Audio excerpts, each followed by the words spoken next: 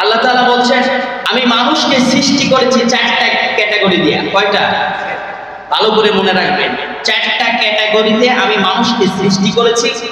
এর মধ্যে প্রথম নাম্বার ক্যাটাগরি যেটা ছিল সেটা হচ্ছে আমি বাপ ছাড়া মা ছাড়া মানুষ সৃষ্টি করেছি। বাপ ছাড়া মা ছাড়া, সুবহানাল্লাহ বলবেন না? পিতা মাতা ছাড়া আমি আল্লাহ মানুষ সৃষ্টি করেছি, এটা প্রথম নাম্বার ক্যাটাগরি। এরপরে দ্বিতীয় নাম্বার ক্যাটাগরি আমি আল্লাহ তাআলা হযরত আদম আলাইহিস সালাম থেকে তার হাত থেকে আমি আল্লাহ তাআলা সেখানেও বাপ ছাড়া মা ছাড়া হাওয়া আলাইহিস সালামকে আমি তৈরি করেছি, সৃষ্টি করেছি। সুবহানাল্লাহ বলবেন? তাহলে আল্লাহ তাআলা বলছেন আমি বাপ ছাড়া মা ছাড়া প্রথম যাকে সৃষ্টি করেছিলাম তার নাম কি বলেন তো?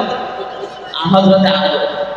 এবং দ্বিতীয় নম্বর ক্যাটাগরি আমি আদম থেকে বাপ ছাড়া মা ছাড়া হযরত হাওয়া আলাইহিস সালামকে সৃষ্টি করলাম, এটা ছিল 2 নম্বর ক্যাটাগরি।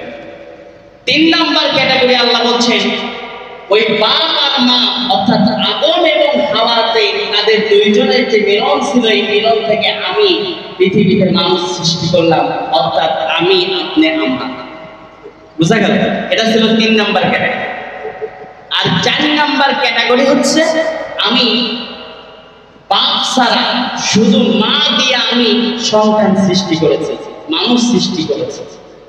বাপ ছাড়া শুধু মা দিয়া হযরত মারিয়াম আলাইহিস সালাম তার সন্তান আল্লাহ হযরত ঈসা আলাইহিস সালামকে কি করলেন? সৃষ্টি করলেন। সেখানে কি কোনো বাপ ছিল? ছিল। তাহলে মানুষ সৃষ্টির ক্যাটাগরি কয়টা?